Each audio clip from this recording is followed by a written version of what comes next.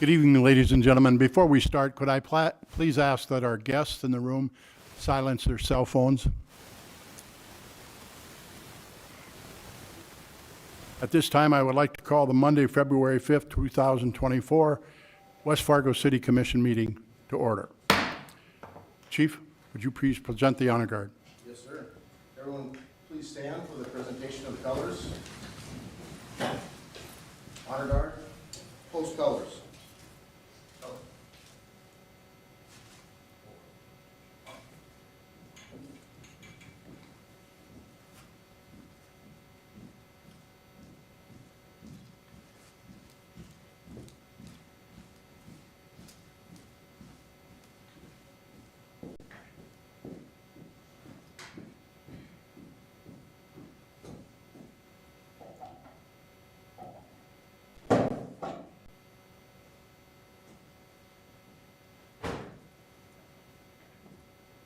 Reset.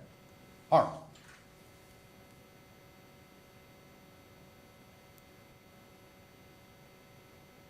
Order. Arms. Chief, could I ask you and all the men and women in your department to lead us in the Pledge of Allegiance, please? Sir.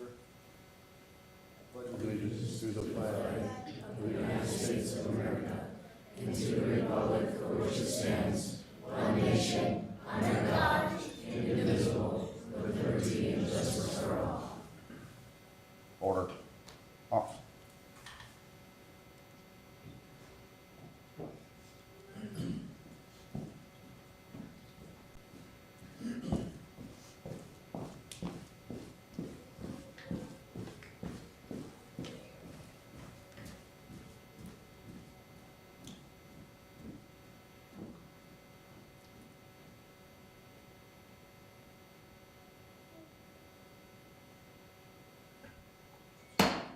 The first order of business will be in the swearing in of new officers.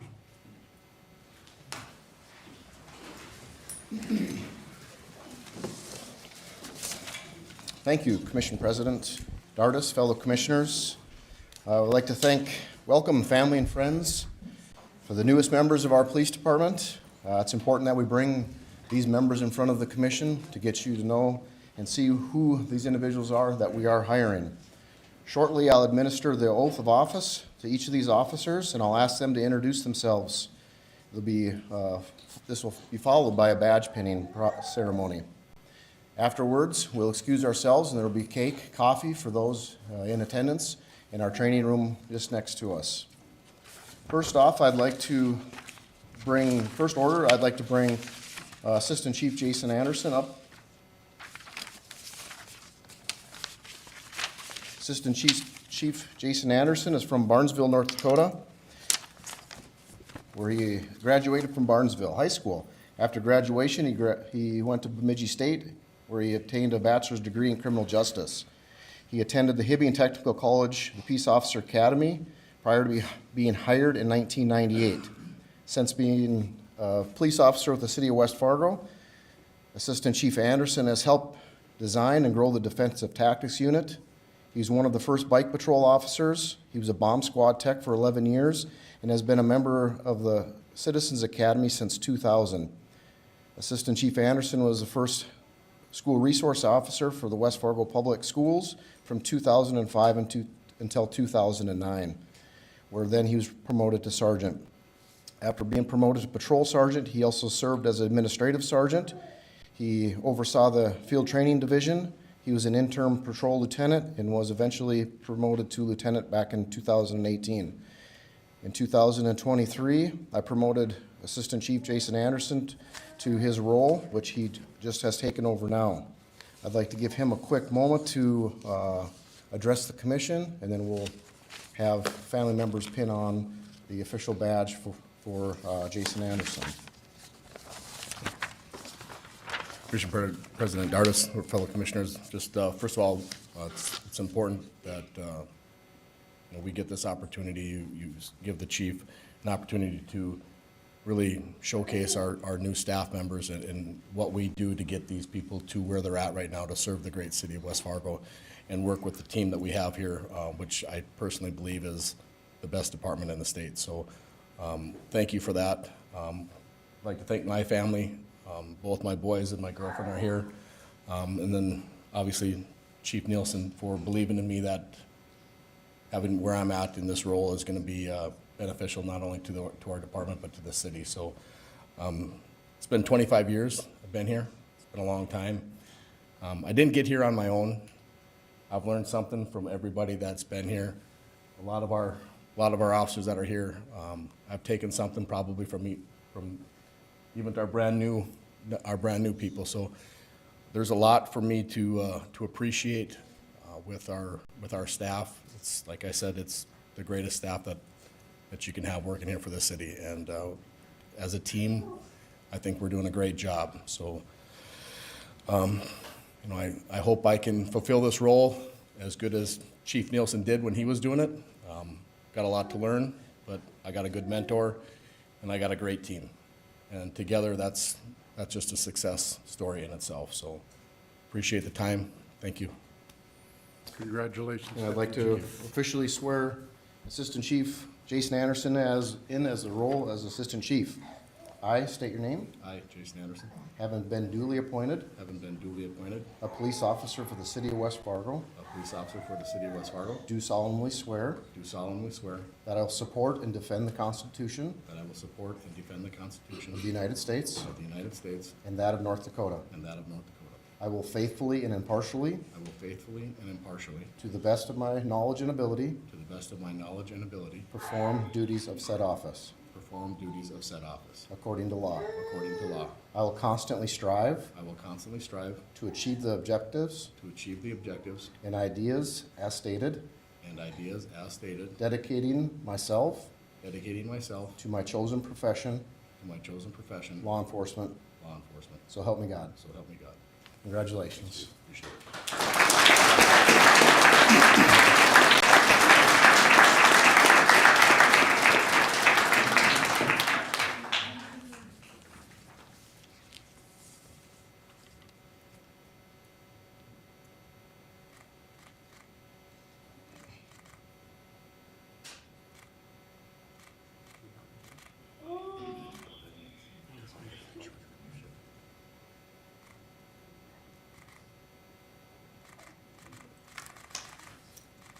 Congratulations.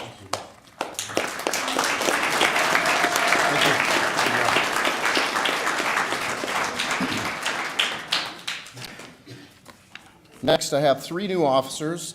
These three new officers have recently completed the field training process, and these three new officers are out on their own. I'd like to have the three please stand up right here. The first one is Officer Jacob Stewart. Officer Stewart was born and raised in Park Rapids, Minnesota, where he graduated from Park Rapids High School. He graduated from Minnesota State University with a criminal justice degree and a minor in sociology. Prior to being hired for the West Fargo Police Department, Jacob worked at Costco and also for the city of West Fargo. But more importantly, Jacob worked for us at the police department. He was one of our CSOs that when we brought this in front of you and asked for permission to do this, Jacob was one of our CSOs that worked in that role and then ultimately went through the police academy and is on as a police officer. So again, showing that the CSO program within our department is working well. While not working, Jacob likes to watch and play hockey, golf, and fish. I'd like to have Jacob come in front of you, please, and just give a little bit more information about himself. Thank you for the opportunity, President of the Commission and the fellow Commission members. Like Chief stated, my name is Jacob Stewart.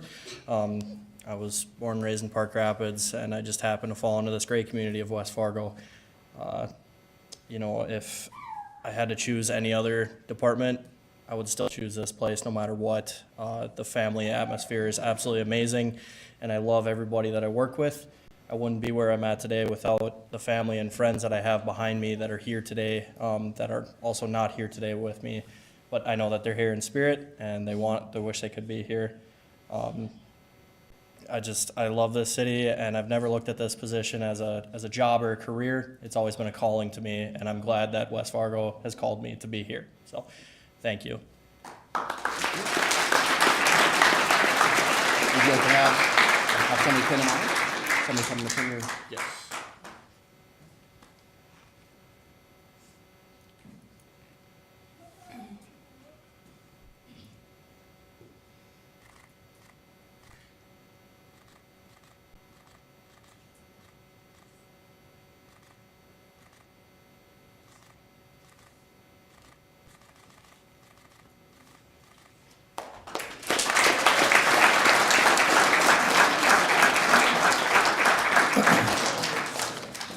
Next, I'd like to introduce you to Police Officer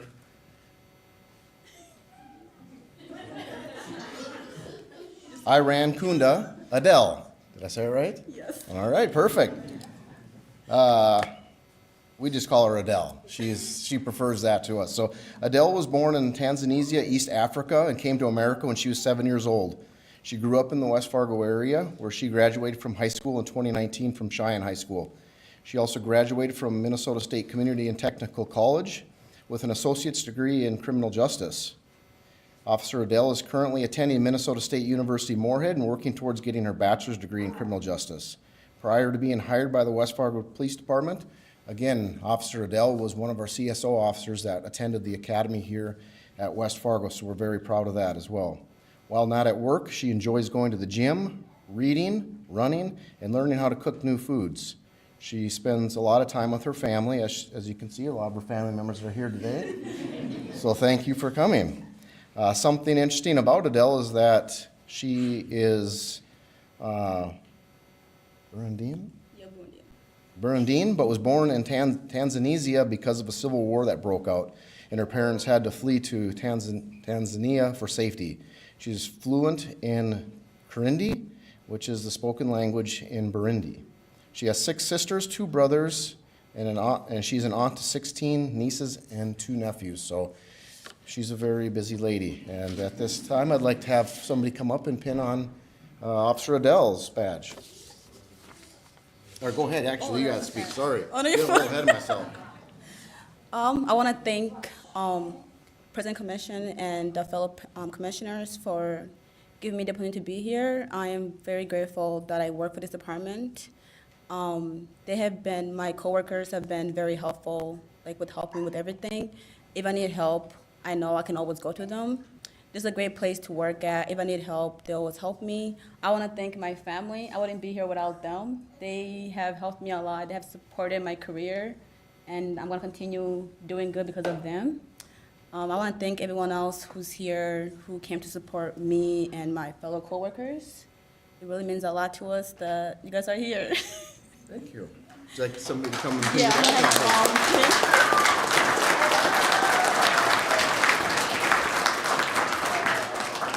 have They do that after you pin them.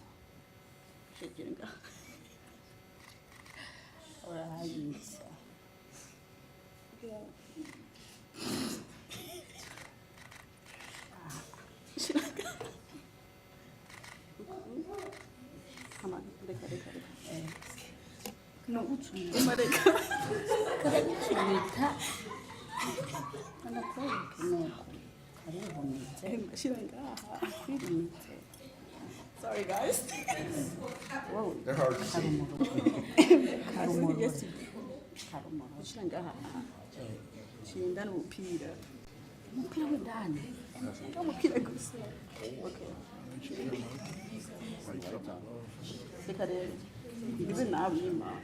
Oh, okay,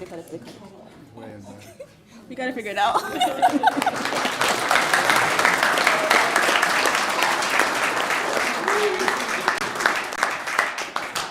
All right, and last but not least, Officer Jaden Halverson is here in front of you. Officer Halverson was born and raised in West Fargo, where she graduated from West Fargo High School back in 2018. After high school, Officer Halverson attended North Dakota State University and graduated from Lake Region State College here within our building as well. Jaden has been in the U.S. military for approximately 3 years, and she serves that role as an engineer. Prior to being hired by the West Fargo Police Department in 2023, she worked at the Clay County Jail. She was also deployed overseas for approximately a year. When Jaden is not working, she enjoys playing with her dog Boomer, hunting, fishing, being with her family and friends, And at this time, she does not have any kids or is not engaged, so I am welcome. engaged. Oh, yeah. So welcome to the West Fargo Police Department, Jaden. Do you have something to pin yours on? Yes. After you say that. Okay. Thank you, commissioners, for being here today. I really appreciate the opportunity to be here today. It's been something that I've had my eyes set on for, can't even remember how long. It's a great feeling being here, being able to accomplish it. Standing here next to these great people that I went through FTO with, all the mentors that I had on the way through as well. I couldn't be more proud of the people that I work next to. It's a really great experience and very happy with this department.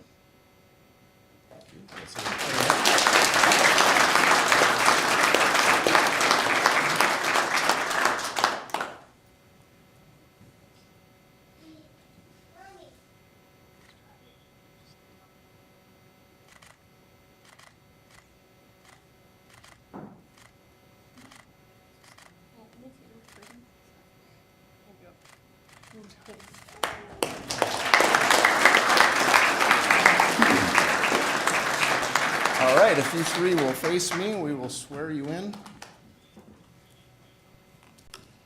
I state your name, I, Jacob Stewart, having been duly appointed having been duly appointed a police officer for the city of West Fargo, police officer for the city of West Fargo, do solemnly swear do solemnly swear that I will support and defend that I will support and defend the Constitution of the United States the Constitution of the United States and that of North Dakota. and that of North Dakota. I will faithfully and impartially, I will faithfully and impartially, to the best of my knowledge and ability, to the best of my knowledge and ability, perform the said duties perform the said duties of this office according to law. of this office according to law. I will constantly strive I will constantly strive to achieve the objectives to achieve the objectives and ideals as stated, and ideals as stated, dedicating myself dedicating myself to my chosen profession, to my chosen profession, law enforcement. law enforcement. So help me God. So help me God. Congratulations.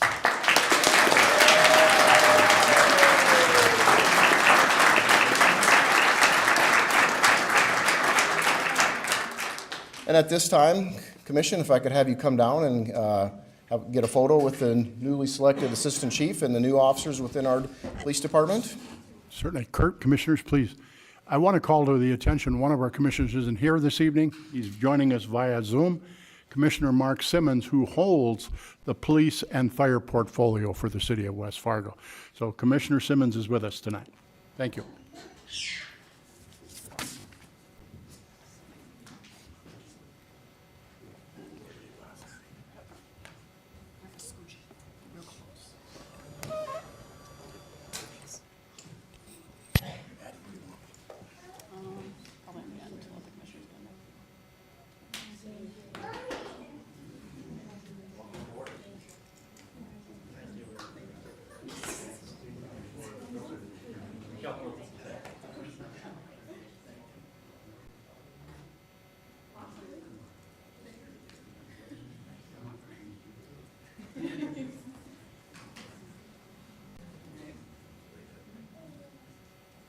Get us all in there? Oh, yeah. We're looking over here.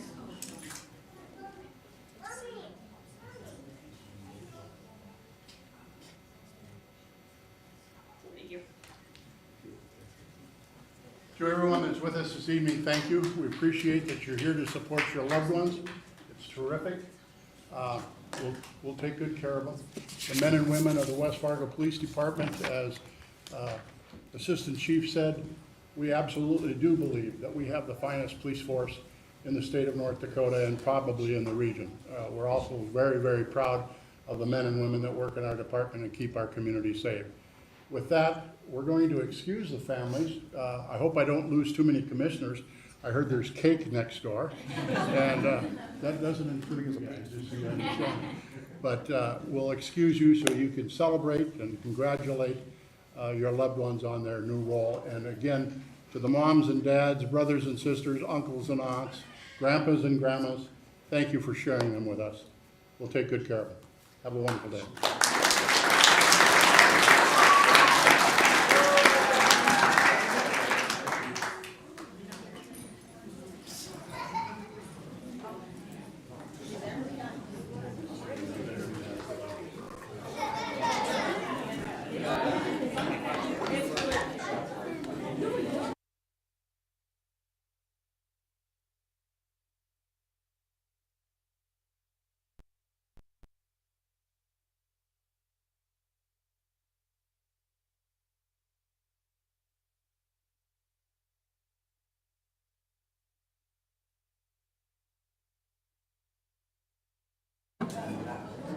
So Louise taught me in Halverson for years and years and years in West Fargo. I wonder if that's her grandfather.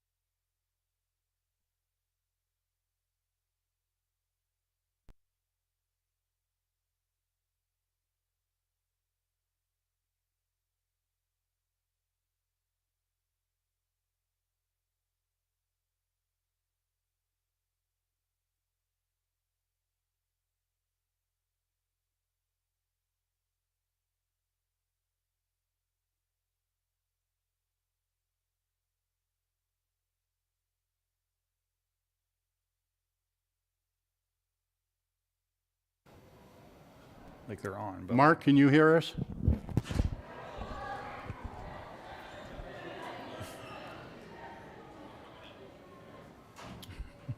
apparently not. We're going to take a minute to see if we can get Commissioner Simmons on. He isn't responding.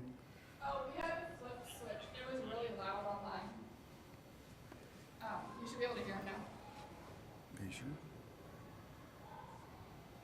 Commissioner Simmons, we're calling the roll. Are you present? It shouldn't be. I think this here is muted. Yeah, that's supposed to be. Okay.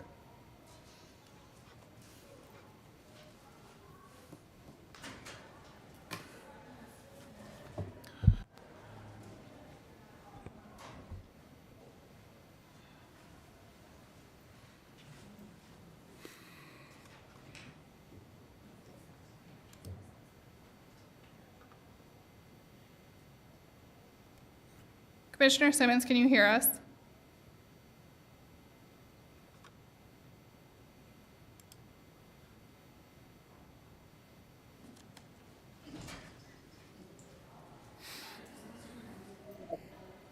Just do away with the Zoom.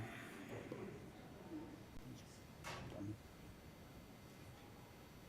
Not here, you're not here.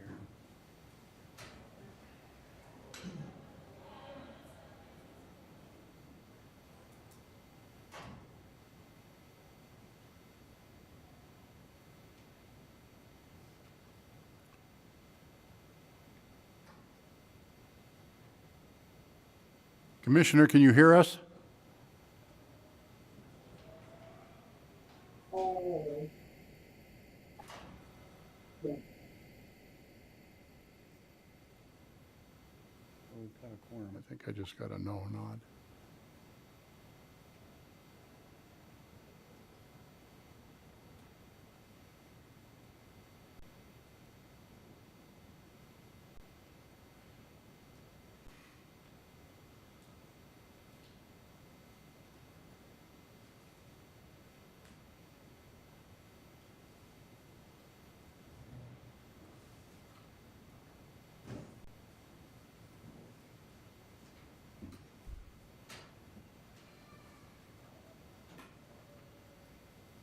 I apologize for the wait.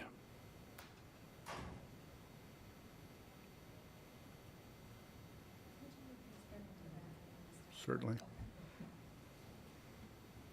We're going to recess for a minute.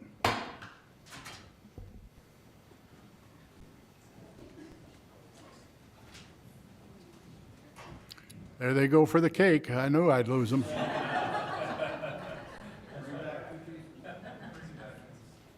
M? Hello? Gee, You're with us, Mark? I can hear you, Mayor. Now, yes, I can't see you, but I can hear you. All right, thank you. We're in a recess for a moment.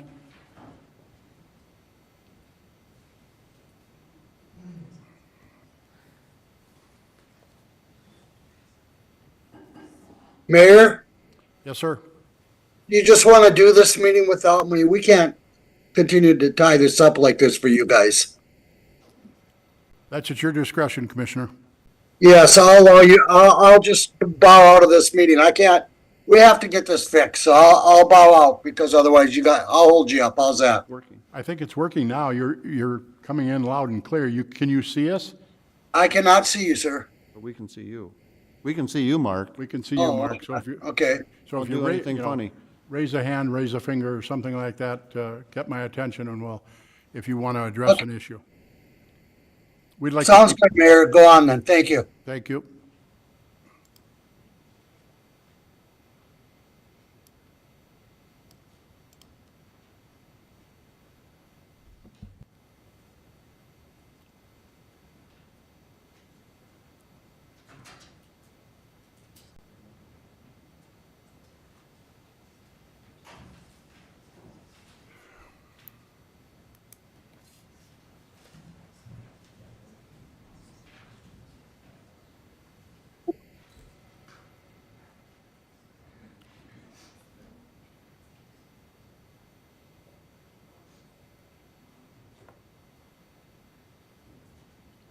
Emily, we called the roll. We called the roll, so that's all. That's done.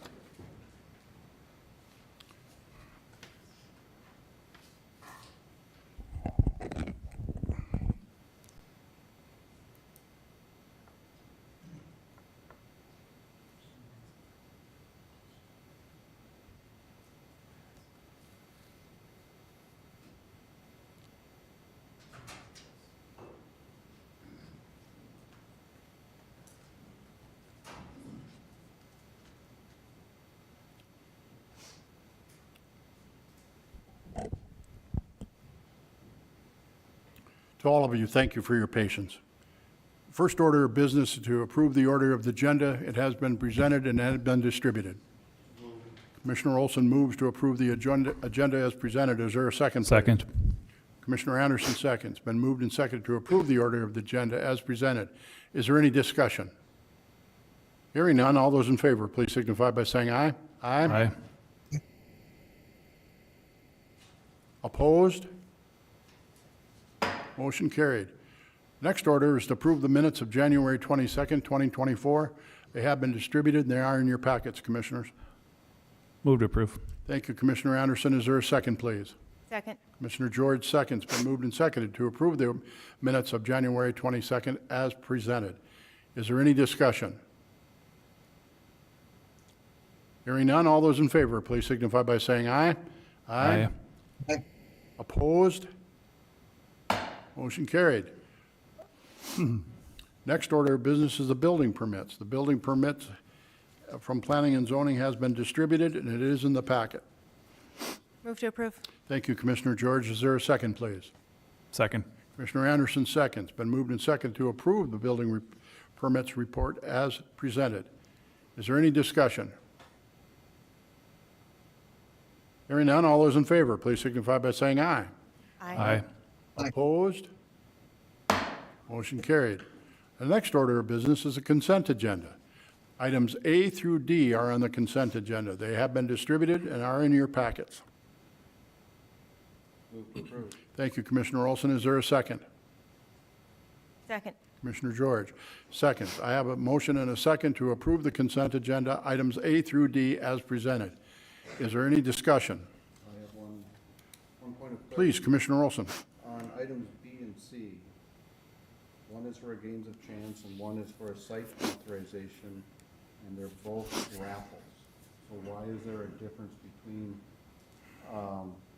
games of chance and a gaming site when they're both just gonna do a raffle? If it's over $40,000, they have to do a site authorization. If it's over Raffle, there's a little bit less detail than what the state needs, and the site authorization needs like full detail. Okay. Thank you. Thank you.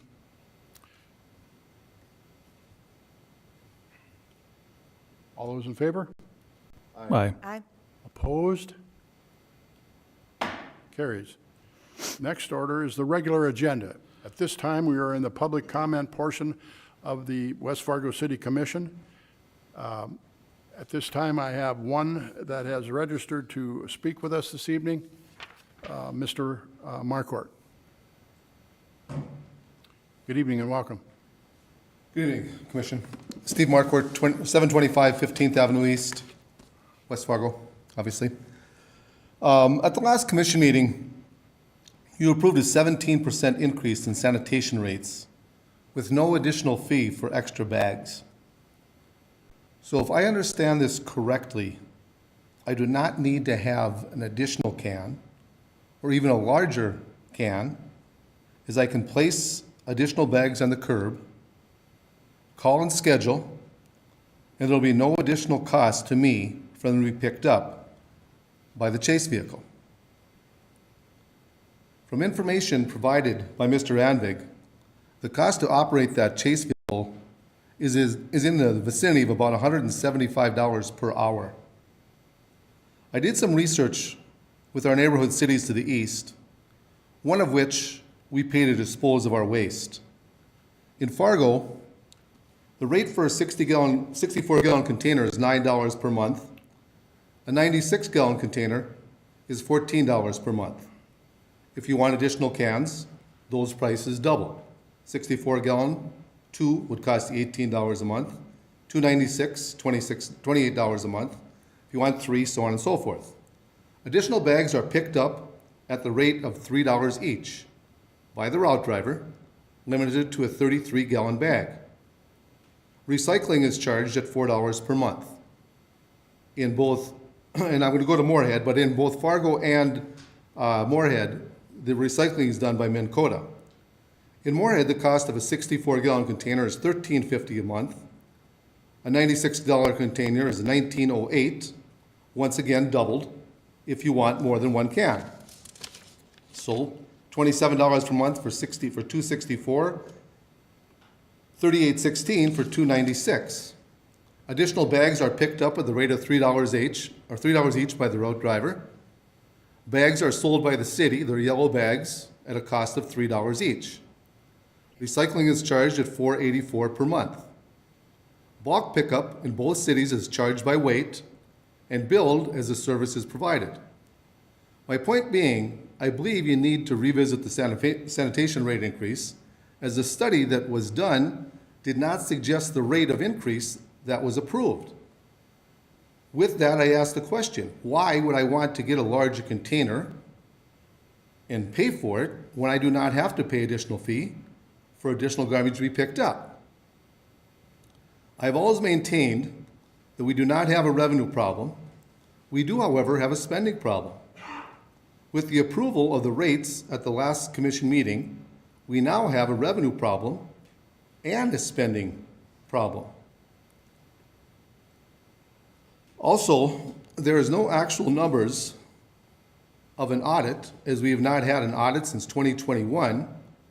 In 2021, the audit showed a balance or surplus for the city of $4,762,376. I believe these are issues and questions that need to be answered. The residents of West Fargo deserve better. Thank you for your time. Thank you.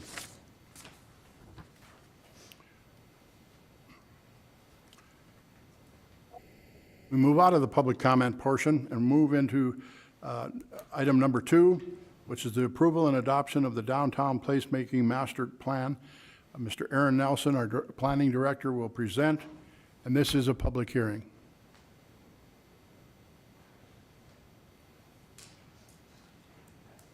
Sure, thanks.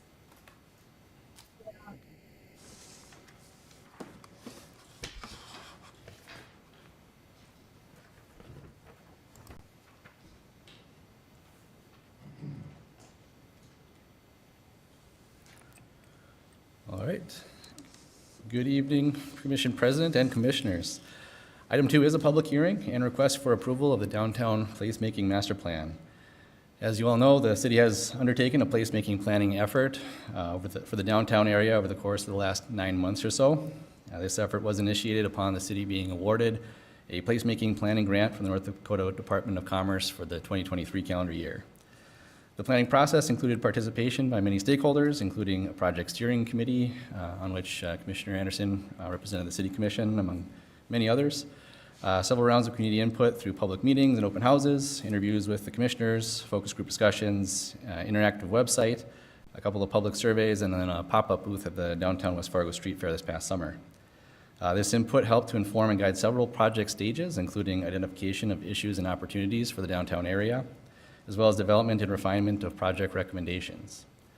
Ultimately, this effort culminated in the drafting of a plan document, which is included on the project website, link included in the cover memo in your packet there. Also included is the materials in the packet as well, and which was presented at a joint meeting of the City Commission and Planning and Zoning Commission on Monday, December 18th. In follow-up to that plan presentation, staff is bringing forward the plan document for final public hearing and adoption. If adopted, staff intends to undertake several action steps in support of the plan recommendations as outlined in the cover memo I've pulled open in front of you here. This includes such things as the working to organize downtown stakeholders, integrating recommendations into other city activities, policies and ordinances, and then further vetting new initiatives for future consideration by city leadership. At their January meeting, the Planning and Zoning Commission held a public hearing and voted to recommend adoption of the Downtown Placemaking Master Plan. The recommended action tonight, again, is to hold a final public hearing and then to approve the resolution of adoption of the plan document. With that recommendation, I'd be happy to answer any questions you may have for staff. I know not all of you were able to attend that December 18th presentation, so happy to dive into any details. Thank you, Mr. Nelson. Commissioners, any questions? Nothing? All right, thank you.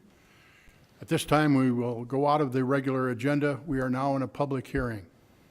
Would anybody like to speak to this issue? Again, on the placemaking grant approval. Would anyone from the public like to speak to this issue? Please. Mayor Dardis, City Commissioners, Levi Bachmeyer. I am the school district's business manager, but I'm actually here as a longtime citizen of West Fargo, informed by a deep passion for a resilient tax base that serves both the city and the school district.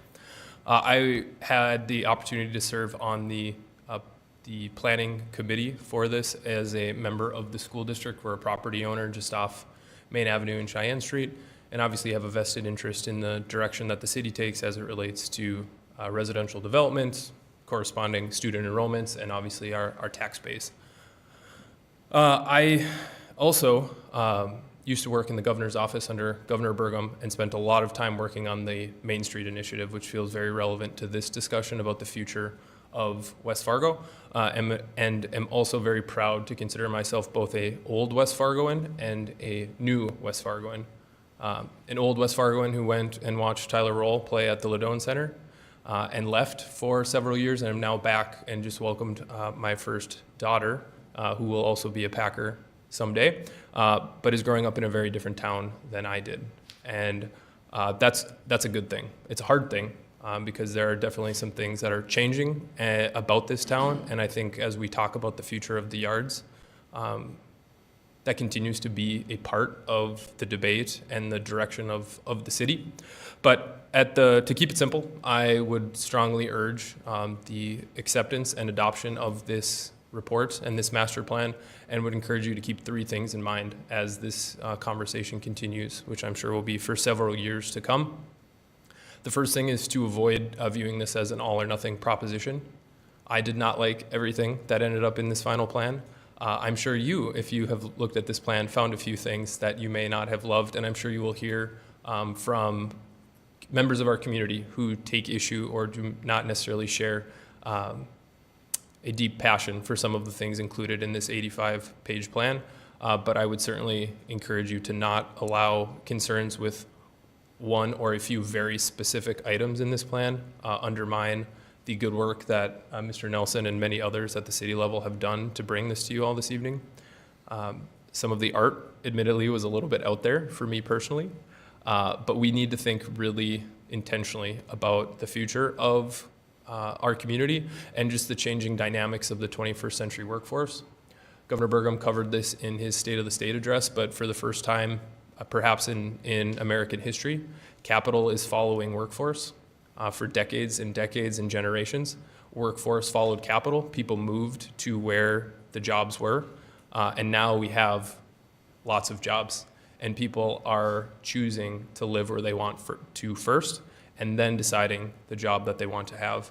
And I think this really just sort of underpins the approach that we need to take to community development in the moving ahead. The second piece I would ask you to consider is to be both bold and abundantly transparent with any of the financing related to any of the things in this project. Incentives are neither good nor bad. In my view, I've seen them used across the state of North Dakota in ways that are good for taxpayers, that have increased density and built resiliency in a tax base. I've also seen them used frivolously and have been wasteful. And so you'll probably hear people say incentives are good, incentives are inherently bad. I would strongly encourage you to view them as neither, but rather a tool to accomplish something, and whether or not that something is aligned with the city's 2.0 plan. And if it's not, then it should probably be ultimately discarded.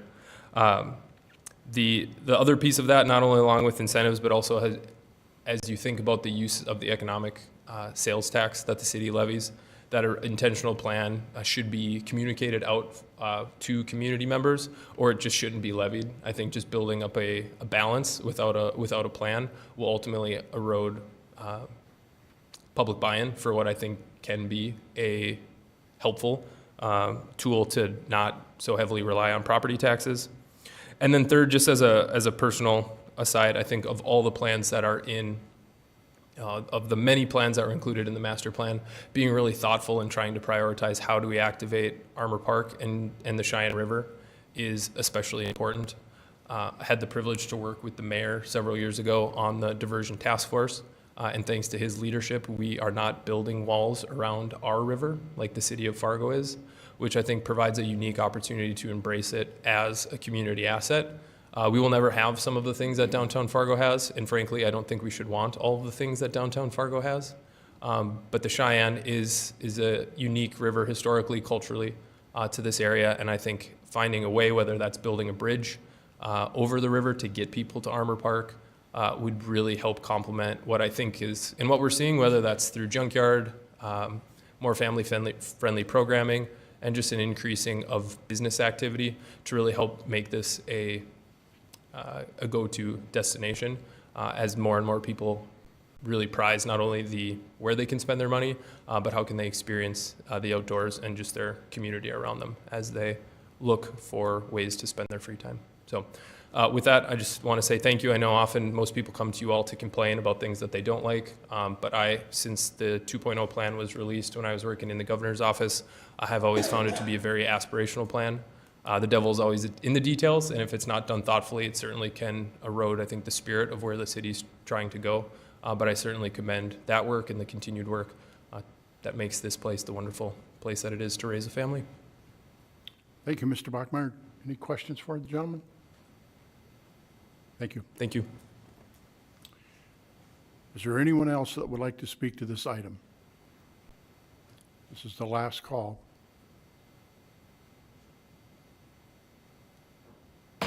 Public hearing is closed.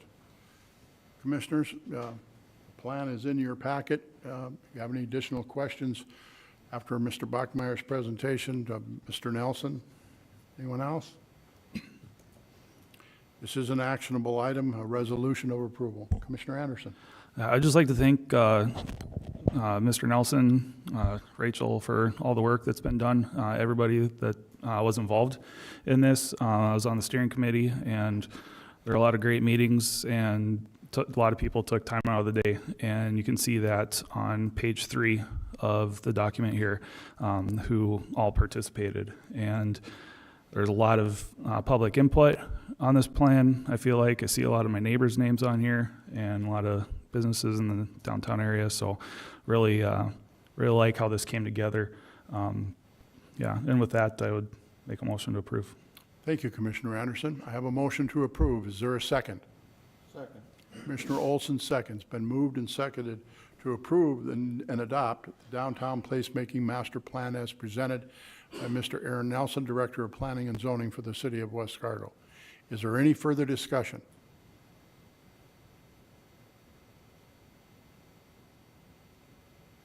Hearing none, all those in favor, please signify by saying aye. Aye. Aye. Opposed? Motion carried. Madam Secretary, let the record show as a 5-0 vote, please. Thank you, Mr. Nelson. Item number 3 is the first reading of the sanitation ordinance revision. Mr. Matt Anvik, Director of Public Works, will be presenting. Good evening and welcome. Good evening, President Davidson and the rest of the commissioners. Tonight before you is first reading of Ordinance 1236. It's basically just a cleanup of the ordinance that we had after the approval of the sanitation rates and the operational changes last meeting, excuse me. Really what we're just doing is kind of cleaning up from, I guess this was probably written before we had the side load trucks. And where it basically said just kind of any type of container, 33 gallons. What we're trying to do with this revision is basically just say we want all the garbage to go in the cans that the city provides. And we're just kind of trying to streamline those. Now we have the two, we have the 64 and the 96 gallon carts that are out there. And I guess that's just what the language is in this reading. I guess if you have any questions. Commissioner, any questions for Mr. Anvik? Hearing none, this is an actionable item. Make a motion to approve. Thank you, Commissioner George. Is there a second? Second. Commissioner Olson seconds. Been moved and seconded to approve the 2024 sanitation ordinance revision as presented. Is there any further discussion?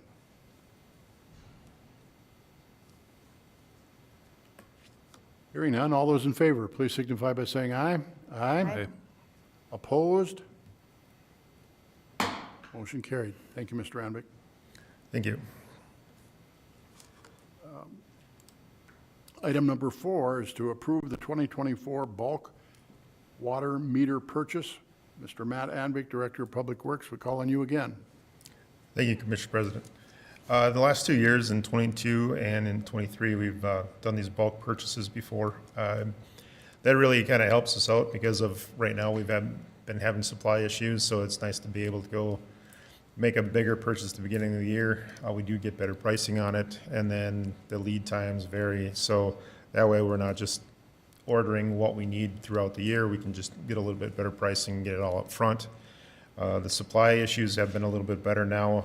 We've got kind of that back stock from the last few years on our meter project finally back in stock, so we can move forward on that.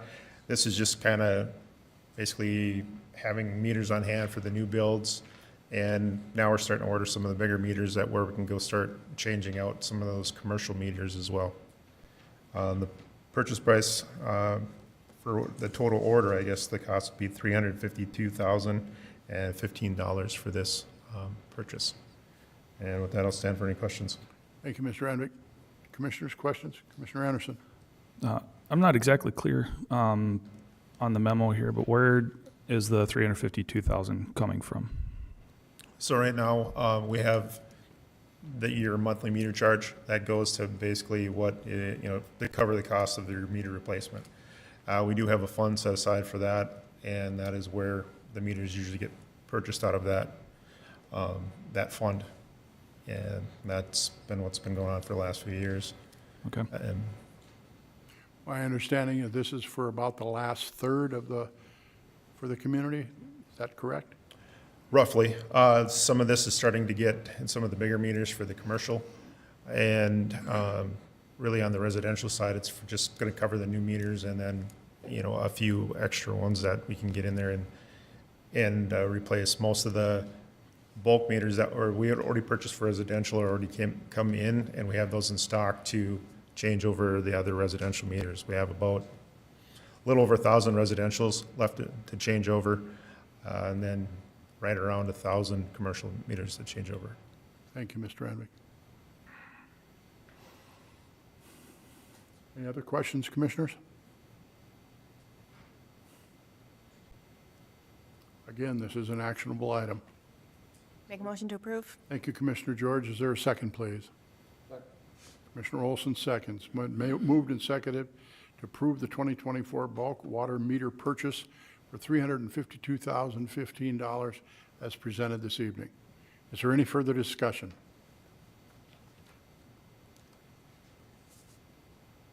Any further discussion? Hearing none, all those in favor, please signify by saying aye. Aye. Opposed? Motion carried. Thank you. Item number 5 is the lead and copper service line inventory survey. Call on Mr. Dan Hansen, the city engineer for the city of West Fargo. The purpose of the discussion is the citywide survey information, and there's no action required on that. Mr. Hansen, good evening and welcome. Thank you, Commissioner President Dardis and Commissioners. The State of North Dakota Department of Environmental Quality, they're requiring cities, they're doing an inventory on the water service lines. This is something that's happening nationwide where they're trying to figure out who has lead services and who has other type of services other than lead. So there's been a mandate for city water systems to report back the inventory of the lead and copper services in town. This is something that is being ran by the Department of Environmental Quality. They have already contracted with Moore Engineering to do this work. This isn't something that the city is paying for, but we're fully in support of their process, and they're doing that. The purpose for me in front of you tonight is that the state has produced a flyer that we'd like to get sent out. It's intended to be mailed and emailed to all the water user accounts. They're going to be looking for responses from the citizens by April 1st, 2024. So we'd like to get these sent out with the utility bills in early March for us to get some feedback. And I just wanted the commissioners and the public to be aware that this survey is going to be going out. There is an example of it in the packet that has QR code that you'd be able to scan to get to the survey. So again, with that, there's no action required, but I would stand if there's any questions from the commission on this. Thank you, Mr. Hansen. The purpose of the discussion is that if it's going out on West Fargo letterhead, the commission has to be made aware of it, and so that's what Mr. Hansen is doing for us this evening. So, commissioners, do any of you have an issue with this? Following through? Commissioner Simmons? No, sir. All right, very good. Mr. Hansen, we have a consensus. All right, thank you. Thank you. Anything else for us on that? No, sir. Item number 6, MetroCog grant acceptance. Again, we're going to hear from Mr. Dan Hansen, our city engineer, and the purpose of this discussion is to accept the MetroCog grant and authorize a preliminary engineering. Mr. Hansen. Thank you, Commissioner President Dardis and Commissioners. The purpose of me being in front of you tonight is we've got some good news. The City of West Fargo was chosen to receive 2 grants. One is, these were authorized to be applied for back in November of 2023. Actually, we had applied originally for 3 of them. We withdrew one of them, but we were successful in getting the grants for the other 2 that we had submitted for. The 2 projects that we did receive grant funding for was, number 1 is 13th Avenue, was awarded $6.3 million in state transportation block grants funding. That would be for the 2027 construction season, and I will zoom down on the commission packet here. You can see from Prairie Park where Prairie Parkway, west to Cheyenne, would be the location of that reconstruct. The roadway would get reconstructed. There isn't a lot of utilities. There are some utilities that would get reconstructed with it. A lot of it is storm sewer. We've got some sizable storm sewer in there, and then a little bit of some sanitary force main work that we would likely be doing with this project as well. So that's the first project. The second project kind of goes back to a little bit of what the gentleman was talking about with regards to taking advantage of our waterways and walkways. We were awarded $855,000 for construction of Rivers Bend Multi-Use Path. This was awarded through the carbon reduction program that they have. And as you can see, this is basically an extension. If you take 23rd on the south side of Costco and head west, you eventually hit a dead end and you hit the river. With this project, we would be installing a pedestrian bridge over the river, and then our preferred path would be to go through the trees on the north side of the river to make more of a nature type of a trail walk. And in even more than that, this connects Cheyenne to Veterans, connects that commercial district, it connects, and it is a very scenic area that we're going to be able to have some pedestrian facilities in. So excited about this grant as well. I get down into the financial analysis towards the bottom of my packet. Just wanted to point out these projects eventually would be paid. I'll take each one separately. The 13th Avenue project, that is, I believe, a very conservative number. There was contingencies that were included in this cost, as well as an inflationary factor, because we're talking 2027. The construction industry has been experiencing inflation that greatly exceeds the national regular inflation to the point of where it has been roughly 8 to 10 to 12% per year. So I used 5%. We do see that it's coming down, but again, these are just this is my crystal ball for the 5% that I used. But again, it does have a 30% contingency fee as well in these numbers. So with that, we would project that this project is about an $18.5 million project. So we did receive the $6.3 million in grant funding for it, but that does leave us the remainder that we would need to come up with.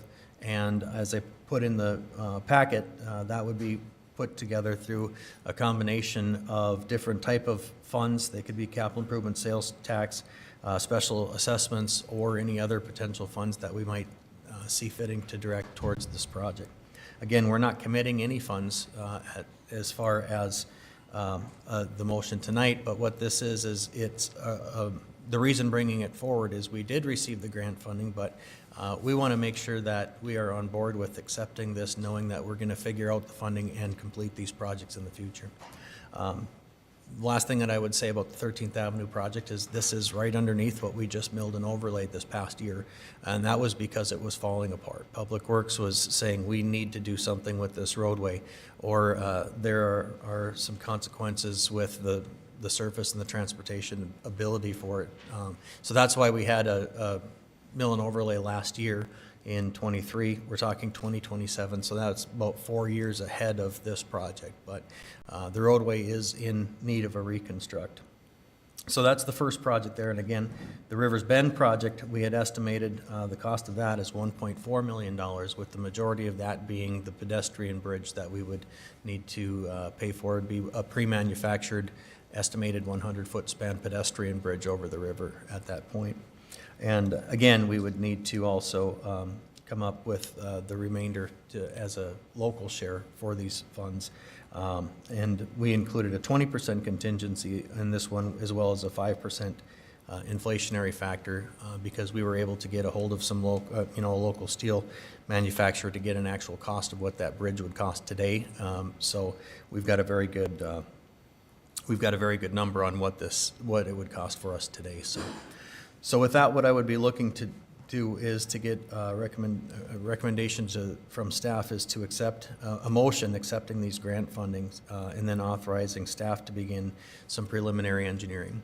And the main thing for the preliminary engineering is a lot of that is environmental.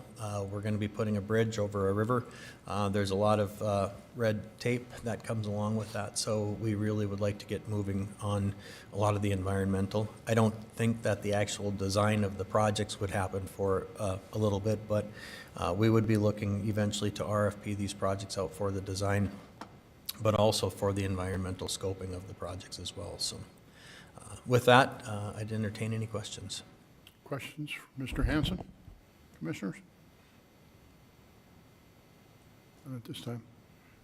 Again, to the public, we're not spending any money. We're not approving any expenditures, because if you read the narrative, it talks about the means of which, obviously, the federal grant and the estimated cost to the city.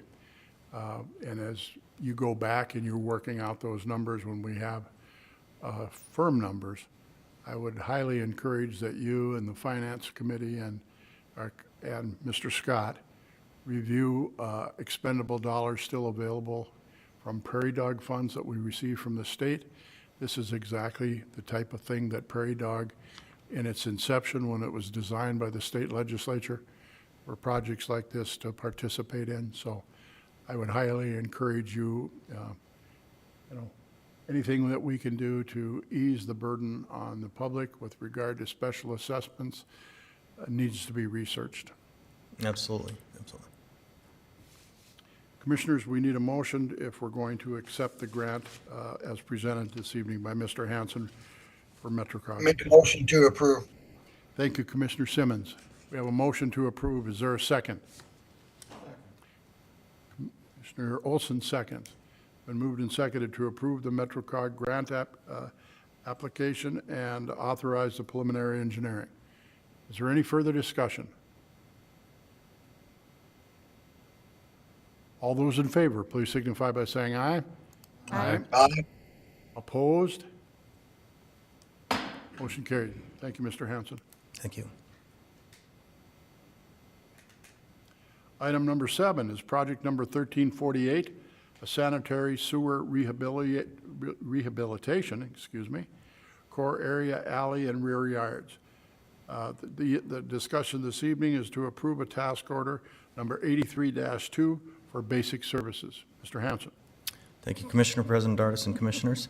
At the January 22nd, 2024 Commission meeting, I presented the project for the sanitary sewer rehabilitation in the core area and rear yards.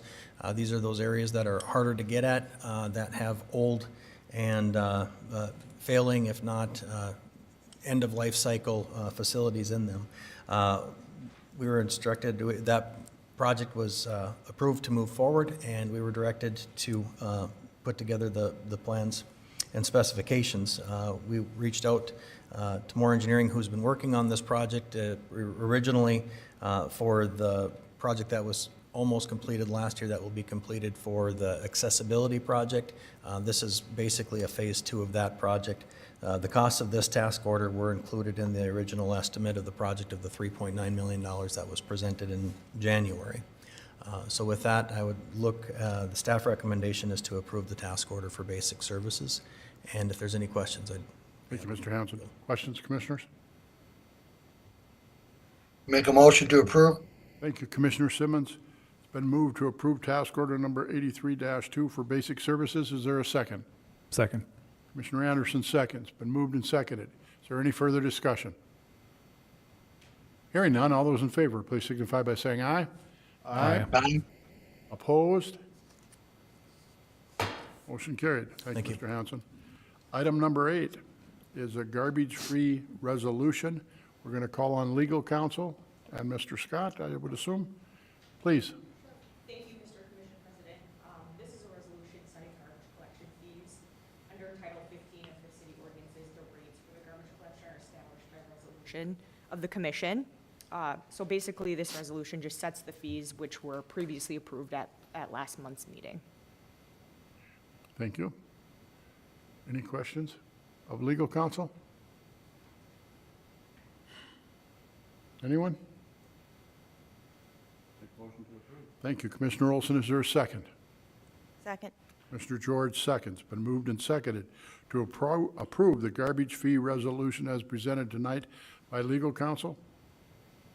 Is there any further discussion?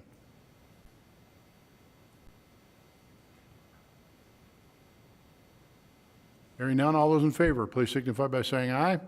Aye. Aye. Opposed? Motion carried. Item number 9 is the first reading of ordinance 1243 relating to the Liquor Control Board. Again, we call on legal counsel for. Thank you, Mr. Commission President. This is a first reading of ordinance 1243, and it relates to the city's Liquor Control Board. Basically, under the current ordinance, the board is comprised of the city administrator, assistant city administrator, and then the city planner, as well as 2 commissioners. This change basically just amends the language so that the board will be comprised of 3 city staff and 2 commissioners. Still a 5-member board, though. Any questions, commissioners? All right, very good. I'll make a motion to approve first reading. Thank you, Commissioner Anderson. I have a motion to approve the first reading of ordinance 1243 regarding the Liquor Control Board. Is there a second? Second. Commissioner George seconds. Any further discussion? Hearing none, all those in favor, please signify by saying aye. Aye. Opposed? Motion carried. Item number 10, the Police Department Expansion Project, a request to approve the consultant agreement for preliminary design services. Calling on Mr. Dustin Scott, our city administrator, and Chief Nielsen, our chief of police. Gentlemen? Good evening. Thank you, Commissioner President Dardis and commissioners. Well, I'm excited to bring forward this contract with the RLE and Mold team that we've been working with over the past couple of years to get started here on the expansion project for the police department. If you recall, at the December 18th, 2023 meeting, the commission did authorize us to move forward and negotiate a contract for the preliminary engineering. In this particular case, they're calling it the schematic design phase. The the consulting team is proposing to do this work on an hourly basis, not to exceed $250,000. And they have also provided an estimate for the total cost of services through final design and construction. And this is helpful for a transparent look at what the final consulting services will cost as we move forward. However, tonight we are just requesting the approval for the schematic design phase, which is again that hourly contract not to exceed $250,000. We do have representatives of RLE, Richard, Kim, and Mark are in the audience to help field any questions. And with that, Chief, did you want to add anything?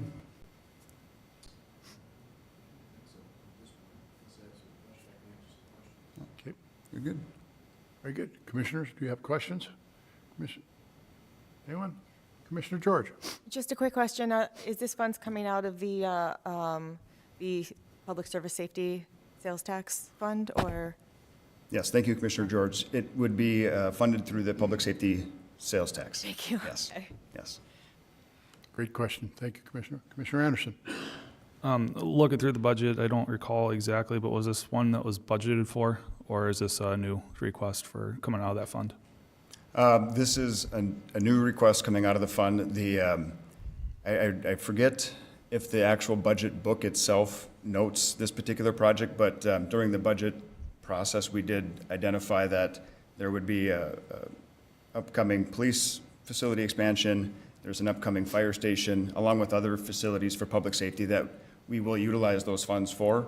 But in terms of a line item, I don't believe that this $250,000 was a line item expense in there. We do have a current balance of just over $2 million, and we did budget a revenue of $3.8 million for 2024. So other commitments to date total about $1.3 million. So we do have the money available to finance this. Commissioner Anderson Okay. for a follow-up. We're tracking that, correct? So we're not gonna, like, in the future, come up and just like approve something that we don't, for using money that we don't have, right? Yes, absolutely. Okay, Yes. thank you. And it will only be used for police and fire topics. That's correct. That's what we I'll asked. make a motion to approve, Mayor. Thank you, Commissioner Simmons. I have a motion to approve. Is there a second? Second. Commissioner Anderson seconds. It's been moved and seconded to approve the request of a consultant agreement for the preliminary design services with RLE as presented this evening by Chief Nielsen and City Administrator Dustin Scott. Is there any further discussion? All those in favor, please signify by saying aye. Aye. Aye. Aye. Opposed? Motion carried. Thank you, Mr. Scott. Item number 11, again, we're going to call on our city administrator, Mr. Scott, to review the proposed changes to an organizational structure. Mr. Scott.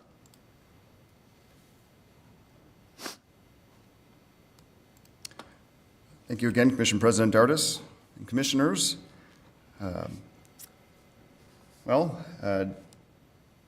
This has been in discussion here for the past few months with staff, and so certainly excited to finally bring forward a proposed change to our organizational structure. Our goals for this new structure is to be fiscally responsible, effective, and sustainable, efficient with cross-functional teams, empowering while spreading accountability, and making sure that it's easy to understand for staff and the public alike.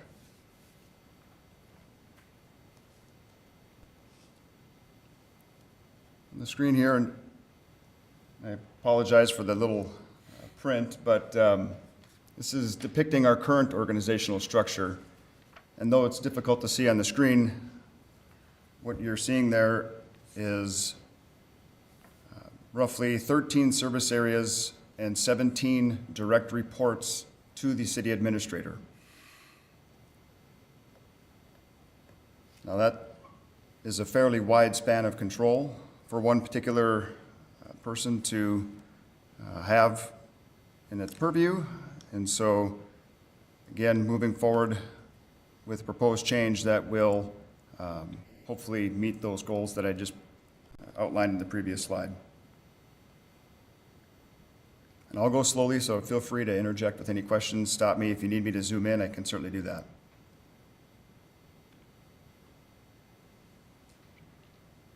Okay, so again, apologize for the fine print here, but here you'll see what we are proposing in terms of a new structure.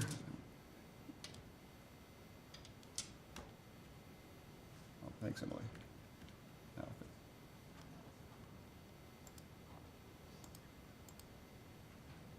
There, does that make the print a little larger for you on the screen? Very good, here we go.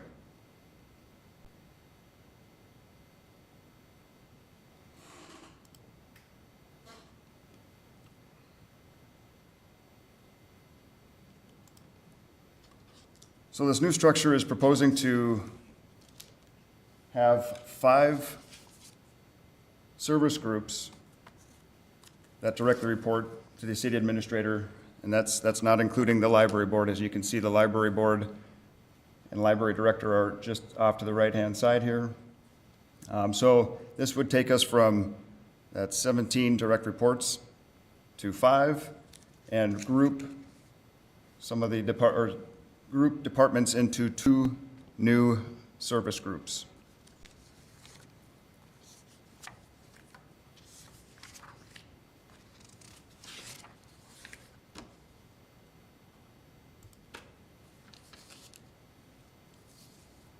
So this grouping is based on function. Off to the left here, this new group would be the Administrative Services Group, which would include the Assessing Department, Court, Finance, GIS, Human Resources, and IT. The Police Department, Fire Department, and Public Works Departments would remain fairly unchanged.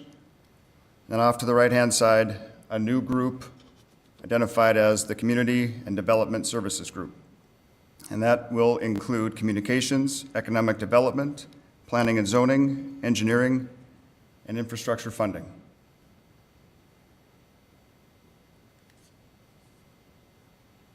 For now, the new roles I'm titling just as the group leader.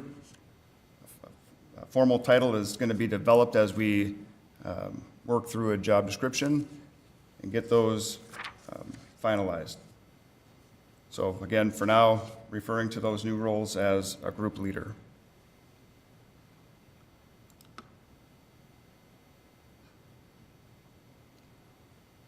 So again, this proposed structure would be a sustainable structure for effective leadership, performance management, and succession planning.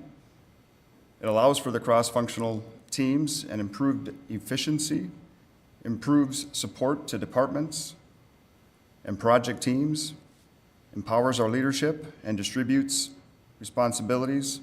And I believe it's a clear structure that is flexible and can easily be expanded for future growth.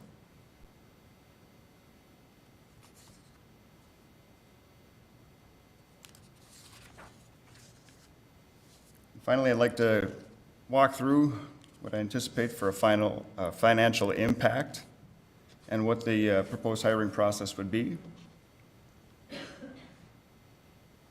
Our goal is to stay budget neutral for 2024. As I mentioned in the first slide, we want to be fiscally responsible, and I believe we can do that. However, that would depend on whether or not we can fill these positions internally. So I would like to begin with an internal application process, invite 2 commissioners to participate in a hiring committee. If we can hire within, I do believe that we can stay budget neutral, possibly even under budget. Was working with our HR manager, Sarah, was kind enough to put together a spreadsheet and demonstrate, depending on, now of course, the candidates from the low end of the salary range to the high end of the salary range of potential candidates, we feel that we would either be under budget in '24, possibly slightly over, but again, that depends on who would fill these roles.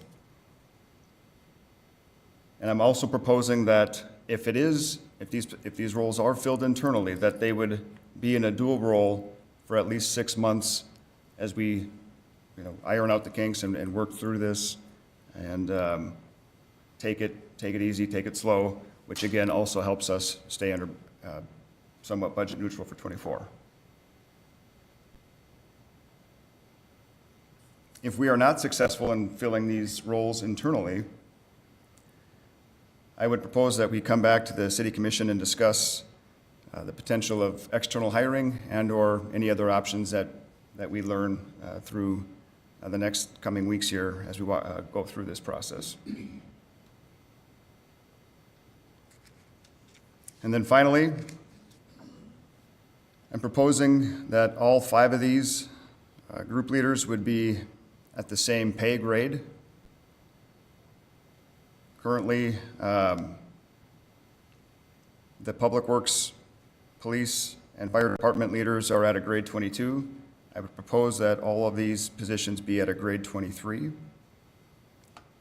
Before this proposed change, the city administrator was at a grade 26. The assistant administrator was at a grade 24. As you recall, when you did hire me into the city administrator role, we did take the city administrator out of the grade and step program, so it is no longer a grade 26. It's just on its own salary structure. And not hiring the assistant administrator has been an opportunity to save on some costs. And so all things considered, I do believe that we can make these 3 changes to the current, again, police, fire, and public works, 1 grade change from 22 to 23, as well as fill these roles internally and be budget neutral for 2024. making this grade change for police, fire, and public works solves a much-needed salary compression issue that we need to address in those departments. We have other leadership roles that are available. For example, in police, you have commanders and sergeants, the assistant chief. And when you look at their salary structure and their pay grades, there's a compression issue. And so we are, if you recall, we are working on a salary study that'll be for the entire city. More information will be coming on that hopefully in the next month or two. But I feel like this is the first step that we need to take to alleviate some of that compression within those departments. This is not intended to be a demotion of any kind to our departments that are going to be grouped into these new service areas. And there are no other implications to salaries at this time for any of these other departments.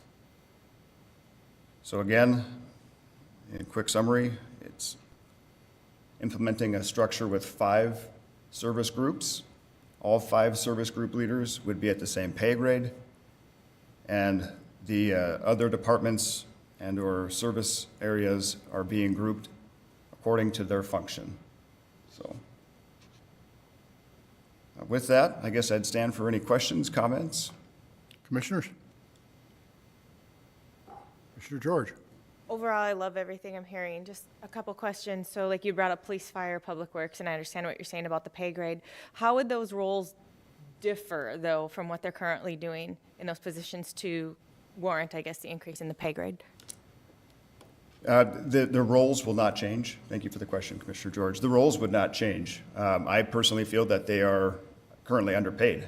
And not only are they underpaid, but with their pay being so low, it makes it difficult to promote leadership staff that are underneath them. So again, giving a little more, it's addressing a compression issue. So if we can elevate that pay a little bit higher, gives us the ability to evaluate and take a look at what other leadership roles within those departments could be paid at. So, but very good observation. I am not proposing that they would take on any more role or responsibility. However, I do feel leading those departments, the amount of staff, effort, and just in terms of sheer budget management, those are very large departments comparable to the grouping of the administrative services and or the development and community services. So, Commissioner Olson?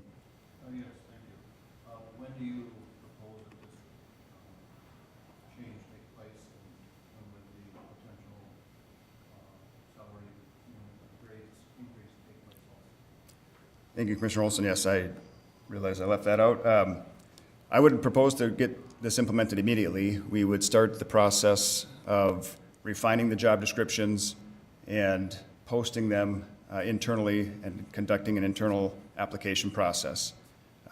Tonight, what I would ask for is adopting this particular organizational structure, appointing 2 commissioners to be involved with the hiring process, and then it's just a matter of how quick can we get things on schedules and so on and so forth. So I would hope that we would have interviews scheduled as early as first part of March. Again, giving us time to refine the job descriptions, get the applications out there, and then again look to everyone's schedules that would be involved. So please, Commissioner Anderson first. Okay. So you talk about the police, fire, and public works going up to grade 23. How did you arrive at grade 23 for the other 2 new positions? Well, thank you, Commissioner Anderson. As I mentioned, the city administrator and the assistant administrator were grades 26 and 24 respectively. The next highest pay grade that we have on staff is our city engineer, who is at a 23. And so that's where I feel comfortable with these group leaders. Again, it's a bit subjective, but I feel that our grade 24 and higher is getting to be a bit difficult also to sustain. So in the effort of not demoting anything or demoting anybody below what they are currently at, and/or creating leadership roles that are at a lower pay grade than a current department salary. That's why I stuck with a 23. So saying it in different words, if we were to have one of these group leaders be paid lower than the departments that they manage, that doesn't make sense. The greater effort of analyzing our salary and compensation levels, that work is being done, and we will have, again, more information hopefully in the coming weeks to 1 or 2 months. But I feel that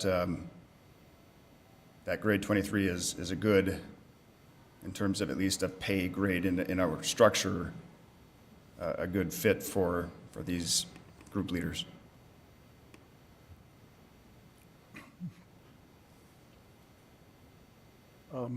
I think it's important that, as Mr. Scott's indicated, that he would like to move on this in a relatively quick manner, so I would encourage the commissioners, take this printed out, doodle on it, if you will, and any suggestions that you have forthcoming. I would remind everyone that if we do appoint 2 city commissioners to this group, this financial impact and hiring group, it becomes open meeting requirements, and I want to make sure that we follow all of those rules and regulations.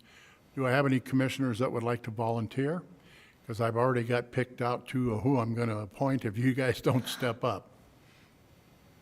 Mr. George? I'd volunteer as long as my schedule allows, so. Very good, thank you.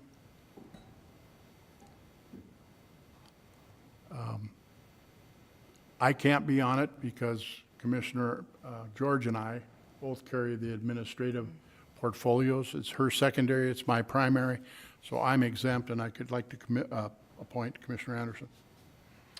And he nodded at me, so he didn't throw anything at me under the table. So Commissioner George, we thank you for your volunteering. Commissioner Anderson? I stopped it. Thank you. That's why Olson sits in between us. So there's your appointees, Mr. Scott.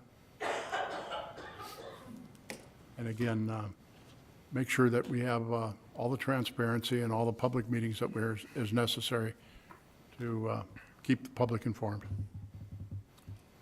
Anything else?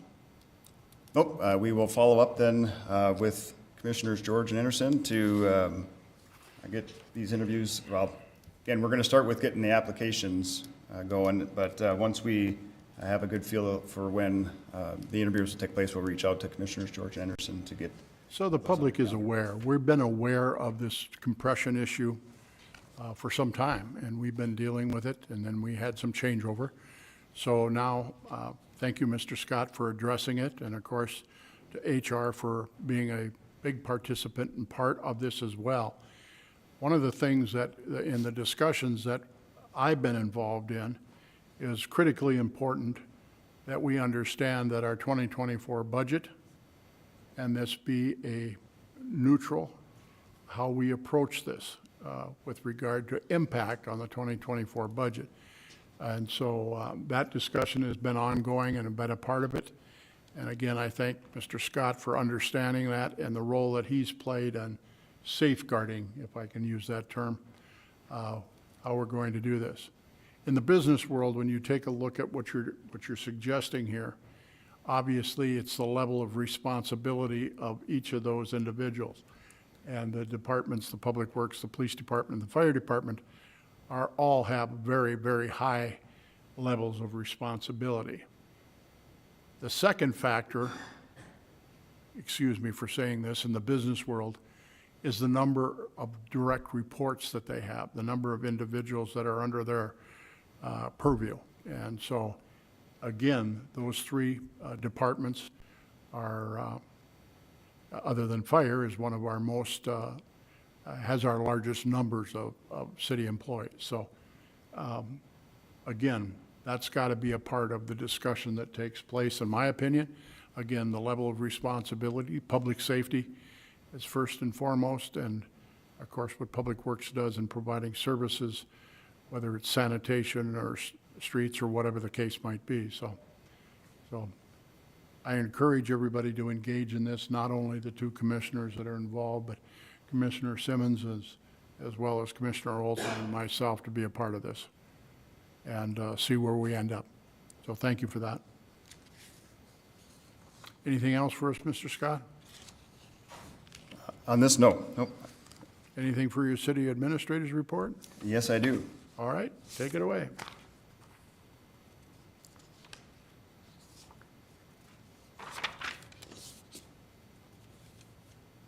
All right. Well, again, I just want to say thank you for your support on that change to the organizational structure and those salary increases. As far as the city administrative report, a couple items. First, a change to a position. If you recall, in our 24 budget, we had a administrative position that was going to be 50% administration, 50% economic development. That was around an $80,000 budget item. In talking with, again, our human resources manager, Sarah, and Emily over here, just talking through the potential of a part-time position instead of hiring a full-time role. This would give us an opportunity to see how this is going. Are there more needs in administration versus economic development? Gives us an idea of how the workflow will work, and just as important, it would be a budget savings of about $40,000. So the reason why I'm bringing this up and would like an action tonight is because it will require us to create a line item in the administrative budget for part-time salaries. Understanding now that we will take away $40,000 and move it from one code and move it to a new code that we would create for part-time salaries, and then eliminate the $40,000 out of the economic development. It's not to say that if economic development needs help, that this position isn't going to be there to help. It's just the dotting the i's and crossing the t's of the finances for this position will now just be a part-time salary line item in the administration budget. So what I'm looking for is a motion to amend the budget to create a part-time salary line item in administration and eliminate the $40,000 out of the economic development budget. Any questions? Amendment to the budget. So you have by doing this, you still have it budgeted in the 2024 budget. So we're not amending, adding any additional dollars. I want the public to understand that. You're recoding the level or the area of responsibility you're going to put this person, correct? Yes, correct. So we're recoding $40,000 in the administration budget to part-time salaries, so from full-time to part-time, and eliminating $40,000 from full-time salaries out of the economic development. Commissioners, questions for Mr. Scott? He is asking for an action. Move to approve. Thank you, Commissioner Olson. Is there a second? Second. Commissioner George seconds. Been moved and seconded to amend the finances with regard to the part-time employee. Is there any further discussion? All those in favor, please signify by saying aye. Aye. Opposed? Motion carried. Anything additional, Mr. Scott? Yes, so it's one last thing, again, relating to staff. We are hoping to fill our infrastructure funding manager position shortly. We have retitled that to project funding specialist. But that position is vital in offering support to engineering, finance, economic development. A couple different times tonight you heard the importance of planning for economic development dollars. How are we spending that? Where is it going? That position is a vital role in developing those financial models, working with those department leaders. Vital in developing and helping engineering and public works with the capital improvement plan, as well as that position had taken a look at financial modeling for our public safety sales tax. So among many other roles and responsibilities, but this position will be, again, critical in moving forward with some of this information, which the public absolutely needs to be updated on, but we also need to get these workshops with commissioners scheduled to further develop those plans. And I'm just, again, providing an update that hopefully within the next month or so, we will have that position filled. We've got interviews scheduled for the next couple weeks with 3 to 4 candidates. So with that, any questions for me? Commissioners, anything for Mr. Scott? All right, thank you. That's all I have. Thank you. I have a piece of correspondence that I would like to read that I received from one of the great businesses in our community. It says, "Dear Mayor Dardis, industrial builders had our CPR and first aid training at the new West Fargo Fire Department. Accolades to the city of West Fargo for building such a great space. The firefighters gave our crew, they had over 100 people trained, a top-notch training. Additionally, they were a terrific crew. What a first-class training for our employees. Our deep appreciation, Laura Carley, one of the principals of Industrial Builders." Thought that was very nice. Let you all look at it. Commissioners, do you have any non-agenda items that you'd like to bring forward? Commissioner Olson has one. Just something to build on with our possible new walkway, if we proceed with that. To incorporate benches and trash cans along that walkway.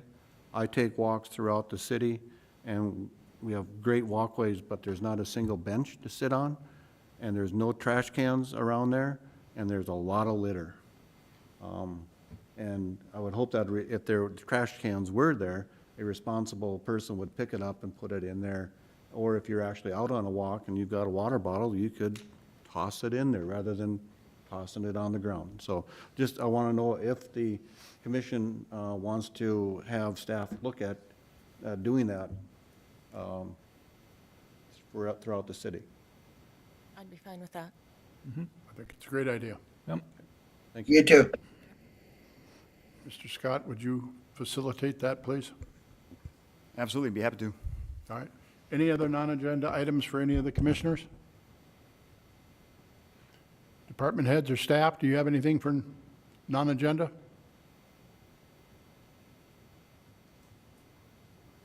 Commissioner Simmons, Move to adjourn. Commissioner Olson, Second. we stand adjourned. Thank you. Thank you.